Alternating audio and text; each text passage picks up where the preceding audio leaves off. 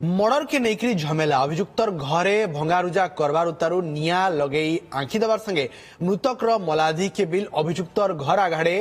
पुड़ी देछन मृतक कर लागलेसर बौद्ध जिला घंटापड़ा थाना आमगां गुर्दापड़ा गांव रे एंता अभावनीय घटना घटी आघर झमेला के नहीं करी गां राजकुमार राणा को शुक्रवार दिने मर्डर कराइथिला हत्या उतारू पुलिस अभियुक्त के एरेस्ट बिल करिथिला शनिवार दिने मलाधि के आनिकरी पोस्टमार्टम सर्वतुर कुटुंब लुके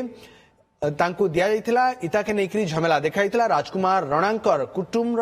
अभियुक्तंकर घर भांगबार संगे राजकुमार कर मलाधि के अभियुक्तर घर आघाड़े पुड़े दिया इ नेकरी घंटापड़ा पुलिस दुईटा केस करिकरी तदंत जारी रखिछे बोलिकरी एसडीपीओ सूचना दैछन।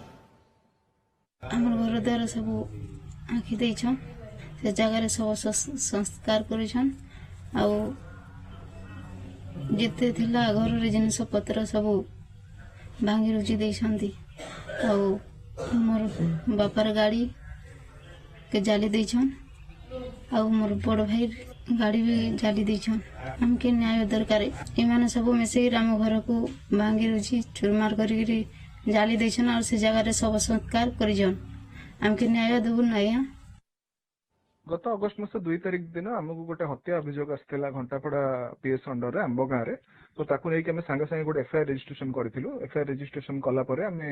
आक्यूज को किए इनक्वारी करके अरेस्ट करूँ प्राइम आक्यूज को से केस आम बर्तमान इन्वेस्टिगेशन चली कि आउ किए किए इनवल्व अच्छा आउ जो लोक इनवल्व थे आम दृढ़ कार्यानुष्ठान नबू तो ताकू बेस करी से जो मृतकों शरीर को ताकू नहीं जी आक्यूज घर सामने पोड़ी देइछन्ती अभियोग होती तो से आधार में आमर घंटापड़ा पीएस केस नंबर 140/26 रजिस्ट्रेशन होती आमर डे बर्गलारी हेड रजिस्ट्रेशन होती प्लस किसी भंगारुजा कर मिसचिफ हेड रजिस्ट्रेशन होती तार तदंत चलती।